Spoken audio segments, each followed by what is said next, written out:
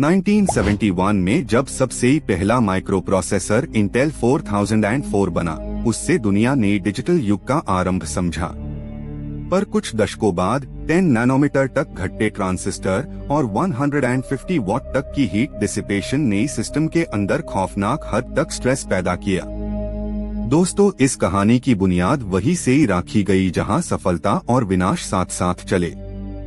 आप जानते हैं, 1980s के दौरान माइक्रोप्रोसेसर स्पीड हर साल 30% तक बढ़ रही थी, पर वोल्टेज और तापमान उसी रफ्तार से ही कंट्रोल नहीं हुआ। 1500 डिग्री सेल्सियस तक सिलिकॉन वेफर को प्रोसेस करने की जरूरत पार्ट 1 थी, जिसने लॉन्ग टर्म रिलायबिलिटी को कमजोर कर दिया। ये वो दौर था जब फिजिक्स ने इंजीनियरिंग से ही जवाब मांगा। 1993 में इंटेल पेंटियम बग ने 0.0000000001 के एरर से ही पूरी मार्केट हिला दी। फाइनेंशियल लॉस $475 मिलियन तक पहुंच गया और लोगों का भरोसा टूट गया।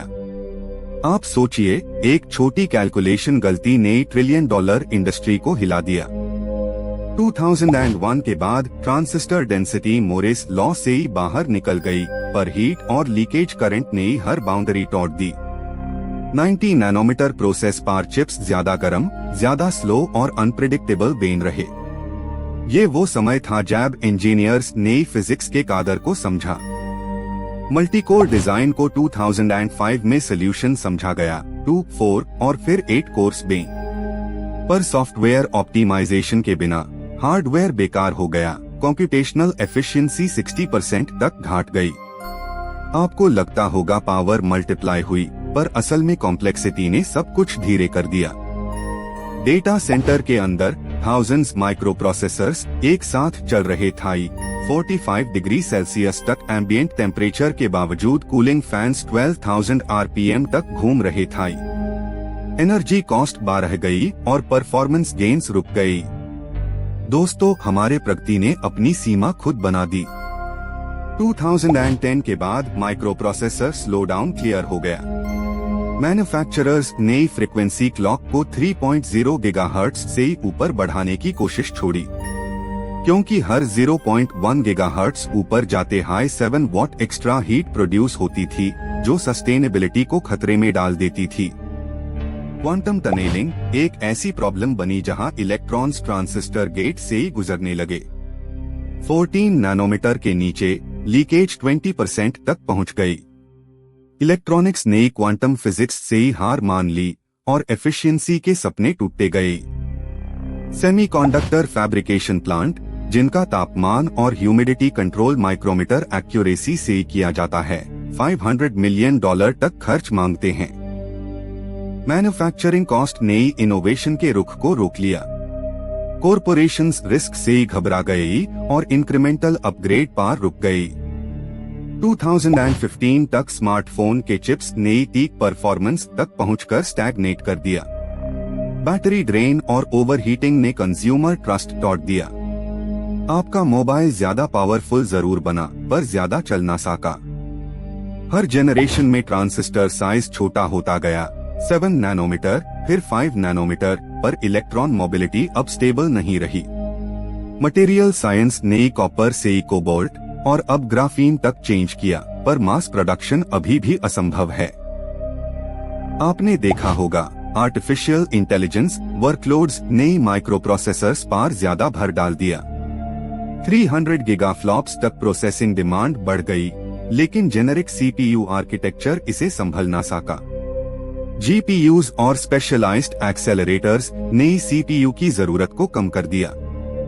सर्वर फार्म्स अब स्पेशलाइज्ड सिलिकॉन पर चल रहे हैं और माइक्रोप्रोसेसर्स के ट्रेडिशनल डिजाइन को एक नई दिशा मिल गई। क्लाउड कंप्यूटिंग ने ये साफ कर दिया कि जनरल पर्पस सीपीयू अब सब कुछ नहीं संभल सकता। एफिशिएंसी के नए पैरामीटरों पर रेस शुरू हुई।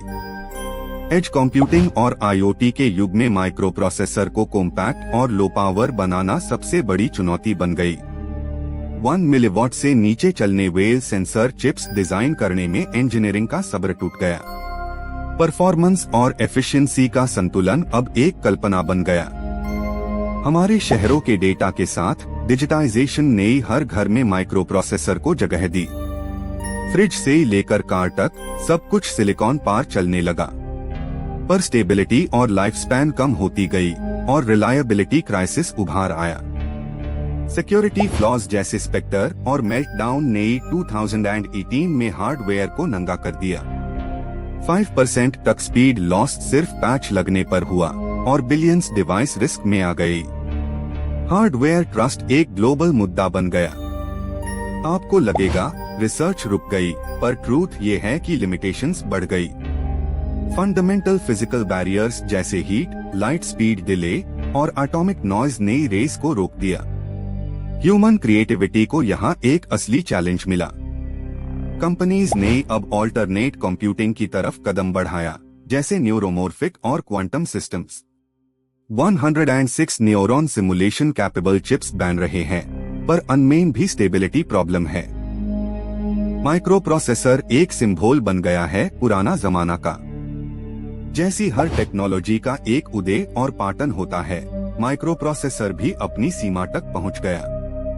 50 सालों की मेहनत ने हमारे लिए मशीन इंटेलिजेंस का रास्ता खोला, पर सस्टेनेबिलिटी मुरझ गई। दोस्तों, ये सफर एक अद्भुत सीख बन गया।